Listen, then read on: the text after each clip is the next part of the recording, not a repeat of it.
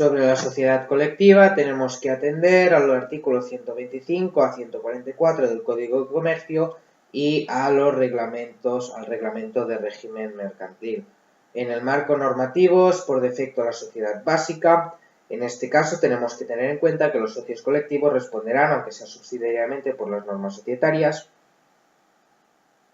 Y las características básicamente es que es una sociedad personalista, gira bajo una razón social de todos, alguno de los socios, tiene una autonomía patrimonial, tiene un especial sistema de transmisión de las cuotas sociales y la muerte de un socio opera como causa de disolución de la compañía.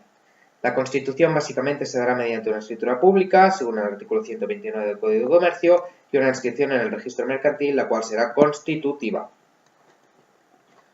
Existen unos requisitos de la escritura, unos requisitos personales, es decir, razón social, duración, domicilio, objeto, datos de los socios, y reales, es decir, la cantidad de aportación de cada socio, cantidades que se pagarán a los socios gestores, la fecha de inicio de la sociedad, por ejemplo.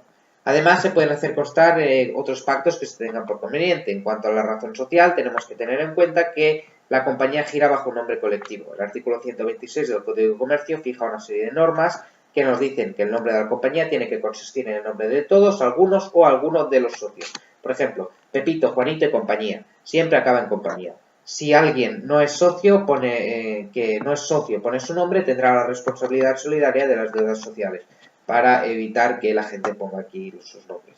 En toda sociedad habrá relaciones internas, es decir, entre los socios, y externas, con terceros.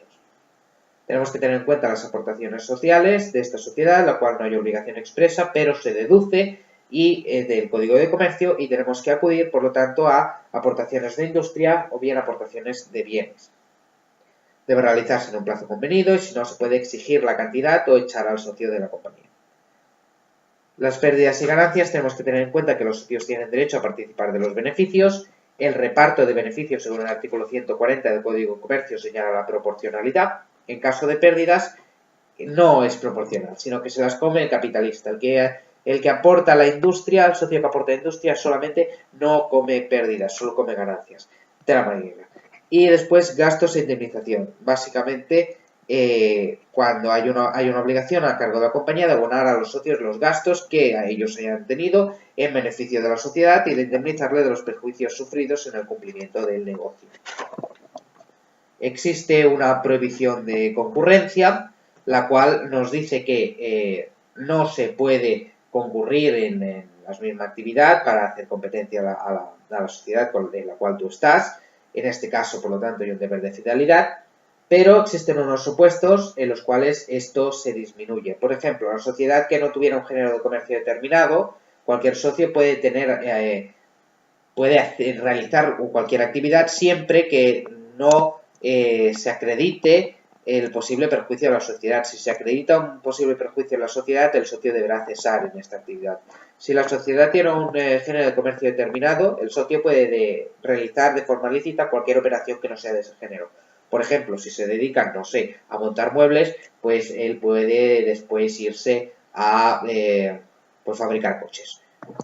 La negociación, básicamente, el socio industrial no puede negociar con terceros, salvo pacto en contrario.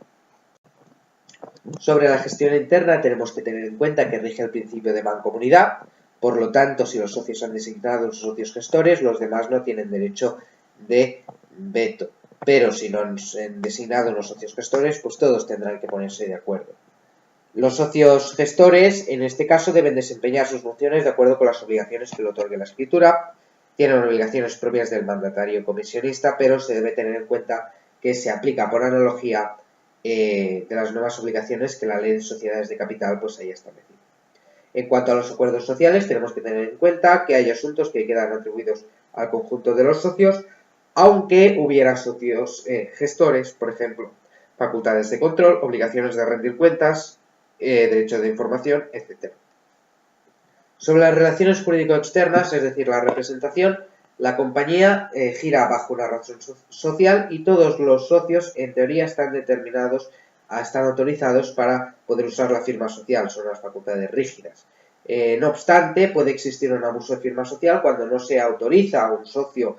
Existen socios que podrían no estar autorizados por contrato, por ejemplo, a hacer uso de la firma, y en este caso los negocios jurídicos hechos en base a esta razón social por estas personas que no están autorizadas serían nulos. En cambio, si hay un abuso de facultades, es decir, el socio autorizado pues se dedican a fabricar muebles y se compra un barco, el negocio sería válido, aunque se podría pues echar evidentemente al socio y de la compañía por transgredir todo lo que sería el contrato, así como obligarle a reintegrar los perjuicios patrimoniales e indemnizar a la empresa por todo lo que ha acontecido. Tenemos que tener en cuenta que los socios de la compañía gozan de un derecho de exclusión, es decir, responsabilidad subsidiaria, personal limitada y solidaria entre todos los socios en este caso. Y el socio, para transmitir sus participaciones, por último, necesita un consentimiento de los demás. ¿Por qué? Porque aquí, como es una sociedad colectiva, prima lo que sería la persona, es decir, estás dentro de la sociedad porque entendemos que tú eres una persona que vale la pena y que tienes unas cualidades, por lo tanto, si lo transmites a alguien que es una caca, pincha en un palo, pues entonces tenemos un problema muy grande. Por lo tanto, por ello se intenta evitar esto mediante la obligación del consentimiento de los demás para transmitir sus participaciones. Sobre la sociedad comanditaria, queda regulada en el artículo 145 a 150 del Código de Comercio. Tienen su origen en una colectiva, pero hoy en día lo que sería como una colectiva sumada con un socio comanditario. ¿Qué es el socio comanditario? Vamos a ver sobre todo la comanditaria simple, la comanditaria de producciones ahora no la veremos. Es una modalidad de sociedad colectiva actualmente en el que el socio comanditario pone una serie de dinero y se regula de forma algo distinta. El régimen general es igual que las colectivas, aunque tiene una serie de especialidades. Por esto lo estamos tratando en este vídeo, porque el régimen general es similar al de las colectivas.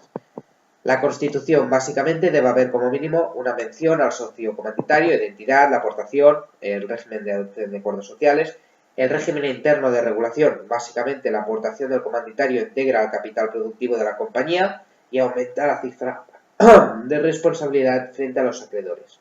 También el socio comanditario quedará limitado en su responsabilidad por la participación en caso de pérdidas y no tienen prohibido realizar competencia estos socios comanditarios. Pero ahora veremos por qué. Los comanditarios no pueden realizar actos de administración, por ejemplo, y el derecho de formación del socio comanditario es muy reducido, es más reducido que los demás. Sobre las relaciones jurídicas externas, la responsabilidad de los socios colectivos es la misma que los comanditarios. No obstante, la responsabilidad es una responsabilidad personal y subsidiaria. Las relaciones jurídicas externas tenemos que tener en cuenta que los socios comanditarios no pueden negociar, solo los socios colectivos. Y el nombre colectivo, el artículo 147 del Código de Comercio, nos dirá que constituye la razón social, pero no puede incluirse el nombre del socio comanditario, que si se pusiere tendría la misma responsabilidad que los gestores. Es decir, lo normal sería pues poner el conjunto de socios, Pepito, Juan y no sé qué, pero si ponemos y compañía, pero si ponemos el socio comanditario, entonces este socio tendrá la misma responsabilidad solidaria que los demás socios gestores. Y hasta aquí lo que serían las especialidades de esta sociedad y por lo tanto este vídeo. Muchas gracias.